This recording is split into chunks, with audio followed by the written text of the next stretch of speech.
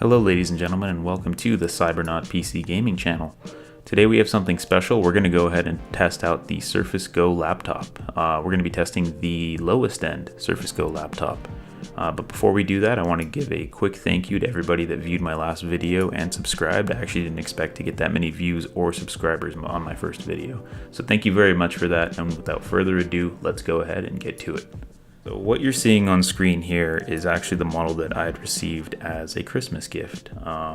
Comes with a USB Type-C port there, also a headphone jack, and I believe that there's a micro SD card reader on the back. Spec-wise, we're looking at an 1800 by 1200 screen. It's a touch screen with IPS, and colors are magnificent, at least in my opinion. As far as the internals, I believe it has 4 gigabytes of onboard memory. As far as the hard drive goes, we're looking at a 64 gigabyte eMMC storage, so that's soldered and non-upgradable storage. It also has a webcam, and it also has a camera on the back, but quality is meh at best. Speakers sound great, at least for a laptop tablet thingy in this price range. And for our CPU, this actually ships with one of Intel's low-powered Pentium units. I believe this Pentium is specific to this model. Has a pretty low clock speed, and I believe its max power draw is 6 or 7 watts or something like that. So we can see here on Intel's page that it's part of the Kaby Lake family, and like I said, we're looking at a processor speed of 1.6 gigahertz. This is a dual core 4-threaded Pentium processor, so this does have hyper-threading. As far as what I used to test the games, I used MSI Afterburner to get the real-time stats and FPS and other things like that. I also used my personal Sony Alpha 6000 camera to record the footage. I didn't feel like using OBS or anything strenuous on the little laptop tablet that we have. That'd be asking way too much of that low-powered Pentium if I used OBS or something like that on there.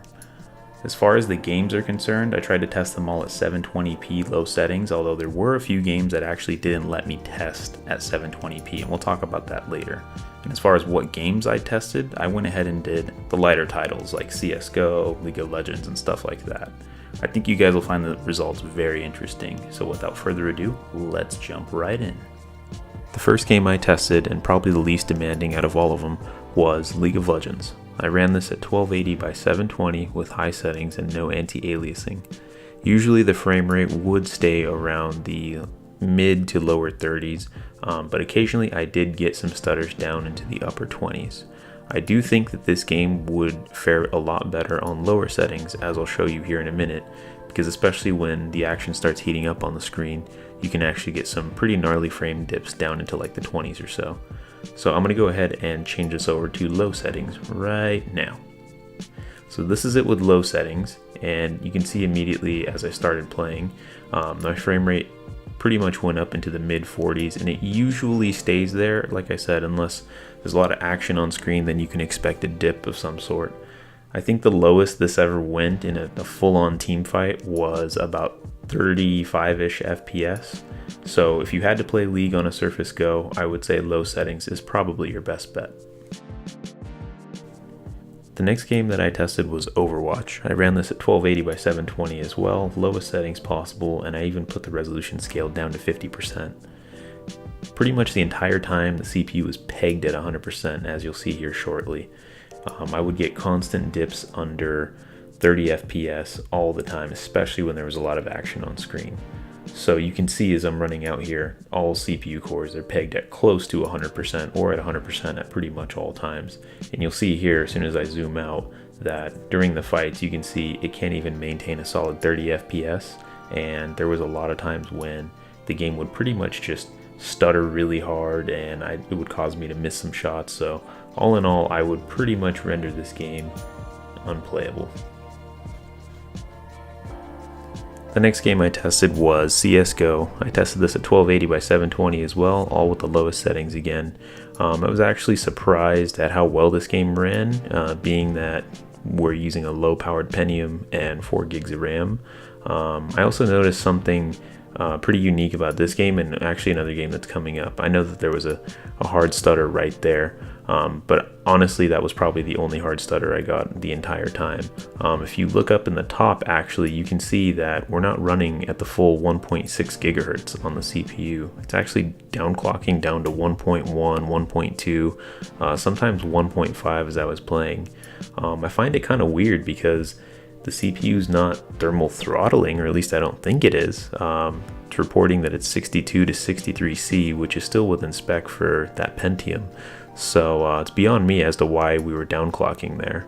But all in all, even with the downclocks, I was still pretty surprised that this game was able to pretty much maintain above 30 FPS most of the time. There was that one hard stutter there at the beginning, but all in all, if you really had to play CSGO on this is definitely playable.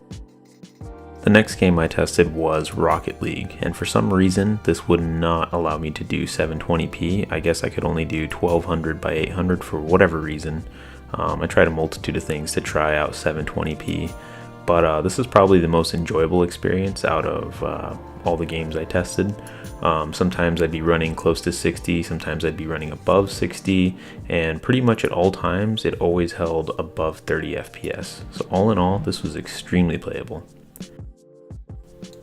The next game I played was Skyrim. Now, Skyrim had a weird bug on the launcher where it would not let me select a resolution for 16 by 9 or 4 by 3 for whatever reason. Tried INI files and it wasn't working. And then so I tried to restart my PC and